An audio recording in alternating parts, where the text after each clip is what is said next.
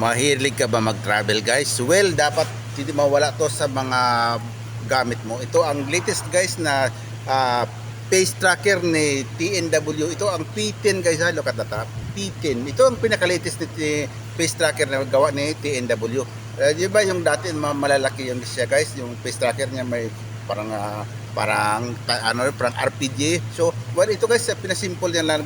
Pinasimple ang pagkagawa guys, pero siksik, kumbaga siksik liglig siya dito guys ha. Andito na lahat ang picture ng kahit anong yung mga latest, di ba, mga PO5, P08, di ba? Ito ngayon ang kanyang P10 ha. Ito ang pinaka-latest ni TNW guys. Ito na guys, so, taran pang malakasan. Di ba napakaliit lang siya? Maliit lang siya oh. Pero pag ginila mo ito guys, abot hanggang sukdulan ito guys.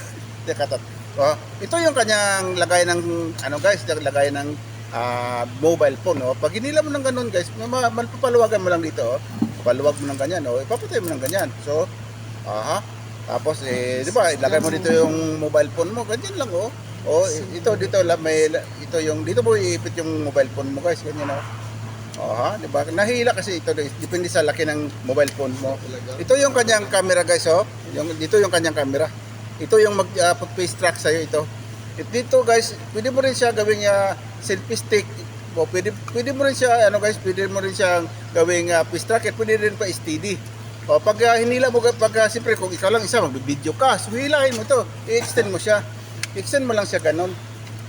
I-extend mo lang siya ganyan guys. So ito yung ang legs nito guys is apat, so quadruple yung legs nito. Ganyan lang siya oh. Napakadali lang yan simple. Ang taas niya to.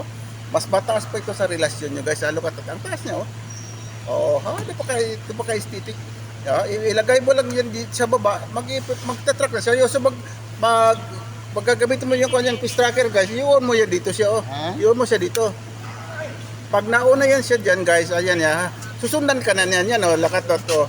Tingnan mo dito, magagalaw din siya kung dito ka sa kabila, di ba? O dito ka sa kabila, di ba? Susundan ka niya. Meron pa siyang gesture kung gusto mo i-stop. Pwede rin pindutin. Meron din siyang built-in remote guys, kung gusto mo lang naman. Dito yung kanyang built-in remote. Kaya kung gusto mo ng ganyan guys, meron ka ng taga-picture, hindi mo na kailangan, paki-picture ka ako dyan, ito ilagay mo lang siya, mag-video ka, mag-isa ka, kala lang mayroon kang videographer, ito lang pala kasama mo, si TNW P10, pang malakas, tapos ang bilis lang niya, i-keep mo siya, ganun lang siya, pabalik mo lang siya ganun, napaka-aesthetic lang niya, diba? Ganun lang siya. Madali lang siya, assemble at least assemble, madali lang siya. Di ba? Kaya kung gusto nyo ng ganyan guys, ano pinintay nyo? Diyan sa baba yung link, just click there. Diba? Guys, ito ang latest pace tracker ni TNW. Ito ang TNW P10. Pang malakasan.